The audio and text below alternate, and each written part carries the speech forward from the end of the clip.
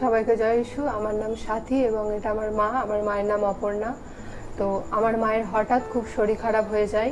আমরা কিছুই বুঝতে পারছিলাম না আমার মায়ের কি হয়েছে। আমার মা হঠাৎ শ্বাসকষ্ট হচ্ছিল, নিঃশ্বাস নিচ্ছিল, নিঃশ্বাস নিতে পারছিল না, অনেক কষ্ট হচ্ছিল। তো আমরা সবাই ভেঙে পড়ি। তখন আমরা খুব ভয় পেয়ে যাই যে আমার মায়ের কি হয়েছে। তখন আমি আর আমার দাদা বাড়িতে ছিলাম। আমি আমার দাদাকে বললাম যে ডাক্তার ডাকতে। তো আমার দাদা ডাক্তার ডাকলো এবং সেই ডাক্তার বললো যে আমার মাকে হসপিটালে নিয়ে যেতে। তারপর আমরা আমার মাকে হসপিটালে নিয়ে যাচ্ছিলাম।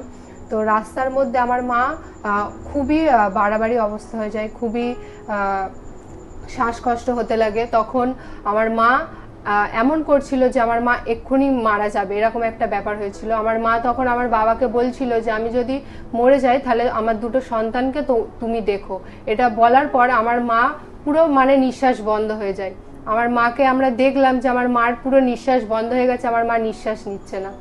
তখন আমি ভয় পেয়ে যাই এবং তখন আমার হট করে মনে পড়ে আমি চার্চে এসেছিলাম একদিন। তো আমাদের পাস্টার একটা বাক্য দিয়েছিল এবং বলেছিল যে তোমাদের মুখে পাওয়ার আছে, তোমরা ঘোষণা করো।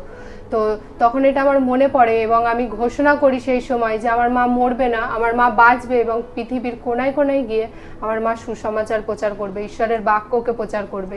এটা আমি বারবার ঘোষণা করতেই গেছি। তারপর কিছুক্ষণ পরে দেখলাম যে আমার মায়ের আবার শ্বাস ফিরে এসছে, আমার মা আবার শ্বাস নিচ্ছে এবং চোখ খুলে তাকিয়েছে। তো তখন আমি ঈশ্বরকে ধন্যবাদ দিলাম এবং আমরা হসপিটালে যাওয়ার পরে ডাক্তার দেখার পর ডাক্তার বললো যে এক্সরে করতে। তো তখন আমি প্রে করছিলাম যে আমার মায়ের এক্সরে করার পর যেন রিপোর্ট ভালো আসে। তো এক্সরে করার পর দেখা গেল যে সমস্ত কিছুই ঠিক আছে। তারপর আমরা আমার মাকে বাড়ি নিয়ে এলাম। বাড়ি নিয়ে আসার পর আমরা তখন ফ্যামিলির সবাই একত্রিত হয়ে এবং প্রার্থনা করছিলাম আমরা ঈশ্বরের কাছে। কারণ আমার মায়ের শ্বাসকষ্টটা একটু হলেও কমেছিল, কিন্তু যে যন্ত্রণা করছিল সেটা কমেনি। আমরা বাড়ি এসে প্রার্থনা করতে লাগলাম। আমরা সকলে যখন প্রার্থনা করছি তখন আমার মায়ের মধ্যে সেই মন্দ আত্মার কাজ, তখন আমরা প্রার্থনা করছি সেই মন্দ আত্মা ছটফট করছে আমার মায়ের মধ্যে। তখন আমরা খুবই ঘাবড়ে গেলাম।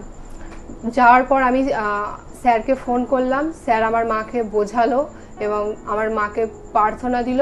তারপর থেকে আমার মা এখন খুবই ভালো আছে, সুস্থ আছে।